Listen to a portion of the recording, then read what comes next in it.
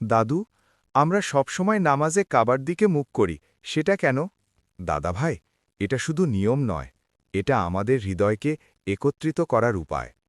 পৃথিবীর চারপাশে কোটি কোটি মুসলিম, তারা বিভিন্ন দেশে বিভিন্ন সময় নামাজ পড়ে, কিন্তু যখন সবাই একই দিকে মুখ করে দাঁড়ায়, তখন তারা এক হৃদয়, এক মন হয়ে যায়। চলো, আমি তোমাকে একটি গল্প বলি।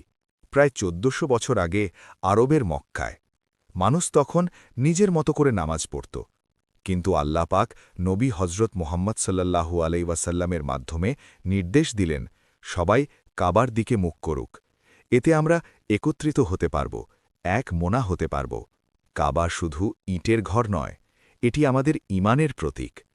আমরা যখন নামাজে দাঁড়াই, মনে হয় আমরা এক অদৃশ্য শক্তির দিকে দৃষ্টি রাখছি, যা আমাদের সঠিক পথে রাখে। রাহিম কল্পনা করল, পৃথিবীর প্রতিটি মুসলিম শীতল ভোরে, গরম রোদে, বৃষ্টিতে বা ঠান্ডায় সবার একই দিকে মুখ, একই সৃষ্টিকর্তার দিকে হাত উঠছে। এ ভাবনায় তার হৃদয় আনন্দে ভরে উঠল।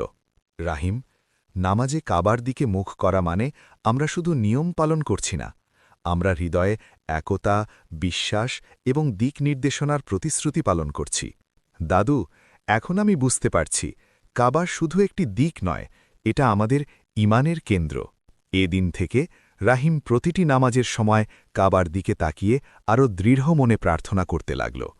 কাবা তার জন্য শুধু একটি স্থান নয়, এটি একতার চিহ্ন, এক শক্তির প্রতীক।